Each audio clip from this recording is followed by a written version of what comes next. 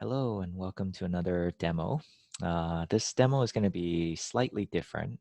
It's not going to be on talking about code or syntax, but really just a way that we can organize our files in Node.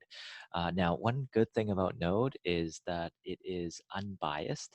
So that means all the demos that we've been doing right now, basically our server can go all into one file if we wanted to. Now, for the most part, we have been splitting it into our app file and our views, right? So whenever we have a separate view, we would put it into this view folder.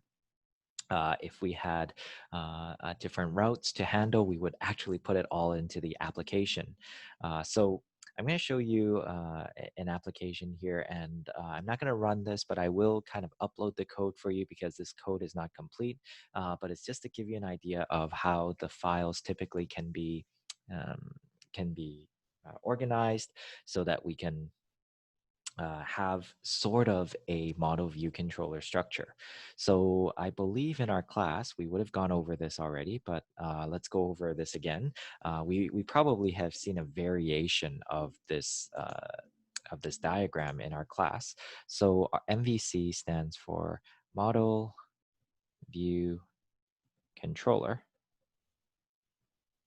Okay. And generally, when we're talking about a web application, 90% of the time, we're talking about MVC. This is the architecture that we'll be using in our application. And generally, what happens in this architecture is we have a browser, right? So our browser, or however we're communicating with the server, in this case, our browser, is going to communicate with the server.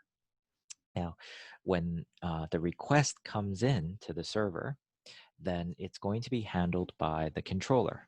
Okay, so whatever code that we assign to be the controller, that's going to take in the request and it's going to process the request.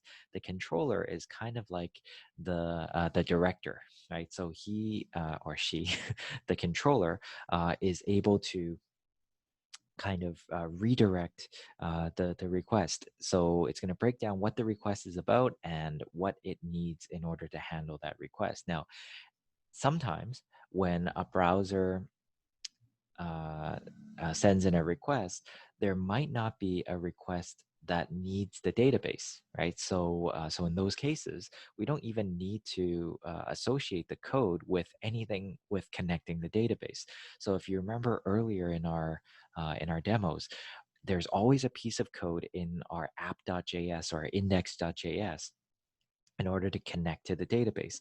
So we don't actually need to connect to a database unless we have to.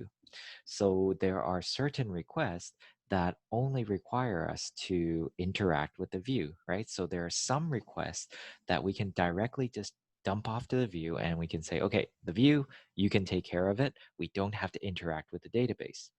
By the way, when we went through the example in the class, hopefully we mentioned that controller, yes, is kind of like the director. The view is there to handle everything pertaining to the presentation of the request. So it's really generating the response. So the view's uh, purpose is to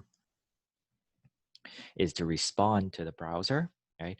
But the model is there for interacting with the database. It's all the code that we need to connect to the database, what the data is when it comes back. So that's basically taking care of the business logic in the database, right? So what data are we keeping? That's what the model is there for.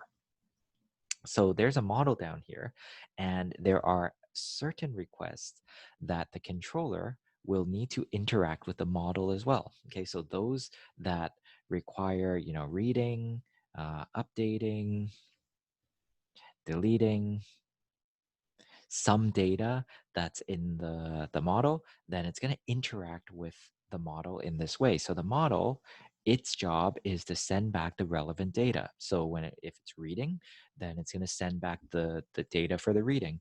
If it's an update, it's probably going to send back a result, maybe the new object, the new data object.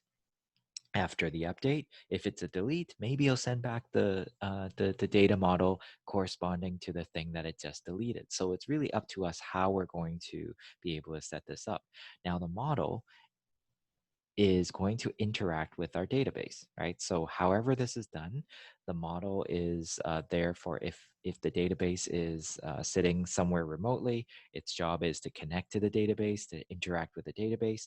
If the database is sitting locally, right, in the same server as our application, then the model contains only the code to interact with the database.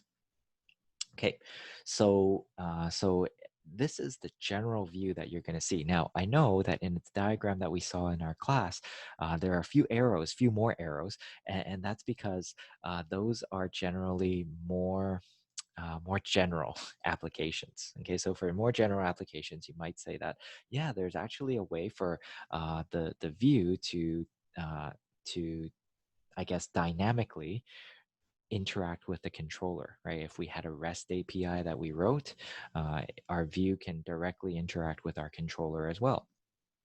But I'm going to leave the diagram as is because this diagram kind of describes what we're about to see in our code. Okay, so let's jump over to the app.js and take a look at what I mean by this. All right, so I'm not going to go through all of this, but you can see that we are importing basically what we need for a basic server to be written in Node.js. I have required also imported two files, which is under roots and index and roots users. So I will take a look at those in 1 second. So mostly those are for handling the routing, right? So that's part of the controller that allows us to be able to handle the routing in our server. Okay, so so the other thing that's a little bit different than what we're used to is I'm using View Engine for Jade View Engine, but it could just as easily be other view engines such as EJS. Okay, so I don't want to get hung up on that point. We are using Jade here just to generate our views. Okay, we also have our static, which is public, and then we're going to use the route. So whenever we're accessing the route, the root of the route, we're going to use the index router, and then whenever we're using the slash users, right? So under slash users, we're going to use the root users route. So this basically means that if we have a URL slash and then whatever our request is, this is going to be directed to the index router. The index router is under this file. And then we also have a users router, and the users router is under this file. So routers and users. So let's take a look at that. So under routers, we would have, let's take a look at the users.js. Okay, so here, you notice that we have created an express router, and I'm going to require models users model. Now I'm going to come to this file in 1 second, but this is referring to in here, the models folder, there is a users model.js, and this is all the code that I'm going to use to interact with the model. So right now what we're looking at, this users.js file is really part of the controller that basically is going to redirect whatever our request is. Okay, redirect the execution for whatever our request is. Okay, so in a second I'll show you a couple of functions, but here whatever whatever our request is. So here we're getting the root, but the root is really referring to slash users. Okay, so whatever our users, whatever our URL is slash users. If we get, yeah, whatever our, oops. So whatever our URL is, and then I just do slash users, right? This is going to be redirected to here, to this get request. Okay, all right. So, so now let's take a look at our users model.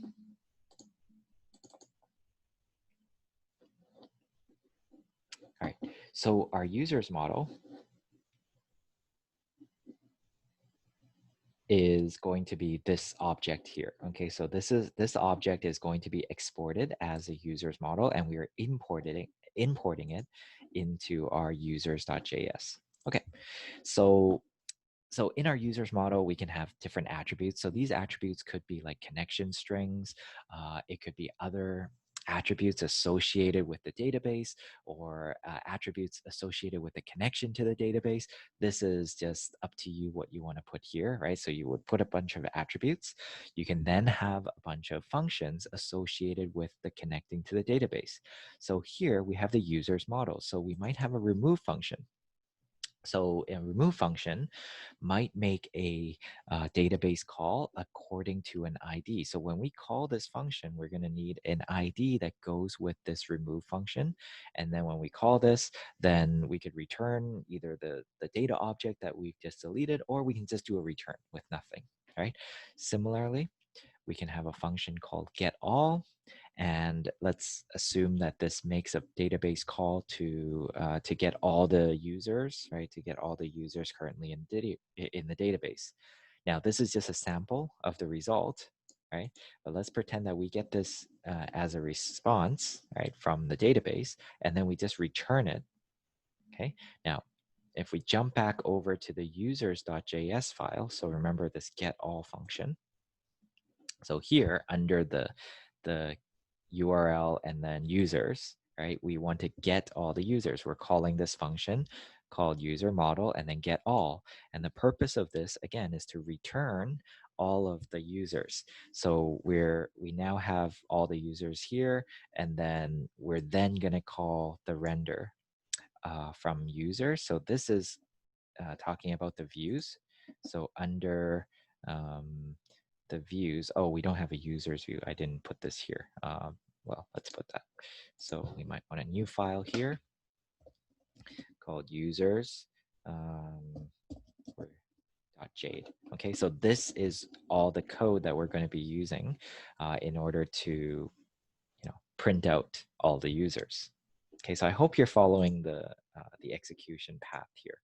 Okay, so this is how we're going to render out all of our users. We're going to pass in the all users variable, and we're going to render under the views users. Okay, and that's basically it. The good thing about this is we're separating the different parts of the different responsibilities in our server, right? So this also helps us to be able to test a little bit better. So you'll notice that there are functions associated with the controller. There are functions associated with the model as well. We can specifically write tests that test for the functionality of the model. So for example, I can test specifically to see if the user model .get all is working, and I can test specifically whether remove is working. So here we might add another route. We might do router dot. I guess it would be a post, right? We can do a router dot post, and then slash delete maybe along with an ID that we can then call to the remove function. Okay, we can test that as well. Okay, so this is, again, not really a typical demo. I'm not going to run any of this code because I haven't really finished this code, but I just wanted to show you generally how we would be able to organize the code. Okay, so that we can we can have a proper kind of model view controller setup. Once again, I do want to stress that this is just one way that we can set this up for Node. Node is an unbiased language, so it doesn't necessarily enforce model view controller. Okay, so there's a way that we can organize our code into model view controller, but it doesn't enforce that. Okay, Node doesn't enforce that. Okay, so I just want to make that clear. Okay. All right. So I think that's all I wanted to share with you. Just wanted to show you that and play around with the code. Do take a look at all the files. I didn't really have a chance to go through all of the files and look at what all of the files are doing, but do have a look at the code and do try to understand kind of um, the general organization of where all the files are. Okay. All right, so I'm going to stop here And I will see you guys next time.